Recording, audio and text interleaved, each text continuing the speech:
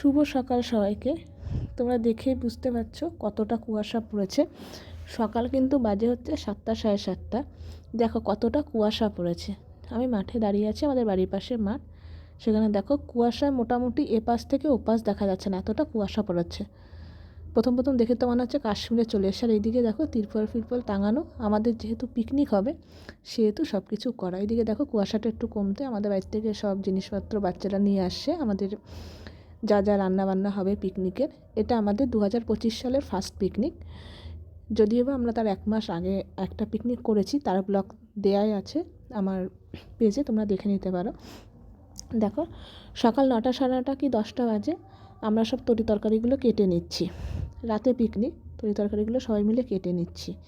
এদিকে গল্পও হচ্ছে, বক্সও বাজছে, এদিকে তরি তরকারি কাটা হচ্ছে, সব জল ফল ঢালা হচ্ছে, এদিকে তরি তরকারি কাটাও হচ্ছে। দেখো কত বাঁধাকপি নিয়ে বসেছি, টমেটো আলু সব ছোলাছুলি চলছে, গাজর, তারপরে আদা রসুন পেঁয়াজ সব কিছু। এদিকে গল্প করছি, এদিকে দেখো আমি হাই হাই হাই হ্যালো করছি। আর এদিকে যেহেতু আমি মানে বক্সের আওয়াজে কথা শোনা যাবে না, সেহেতু আমাকে ভয়েস দিতে হচ্ছে। দেখো অনেক কিছু রয়েছে, কাটতে কাটতে মোটামুটি আমরা 9টা সাড়ে 9টা থেকে বসেছি, কাটতে কাটতে 12টা মতো বেজে গেছে। আলু কাটা চলছে।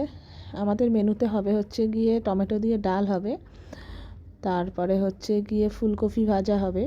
এদিকে দেখো বাঁধাকপি কোচাচ্ছে, বাঁধাকপির তরকারি হবে, আর ডিমের ঝোল হবে।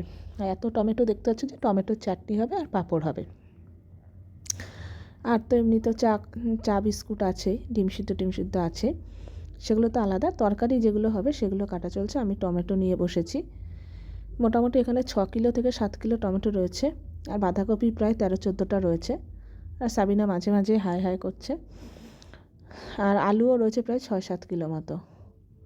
তাই এগুলো সব কেটে নেব। এদিকে পেঁয়াজ কাটাও চলছে। এদিকে দেখো তারপরে তরকারি ফরকারি কেটে স্নান টান করে নিলাম। দুপুর 2টো মতো বাজে, আমরা বসে আছি।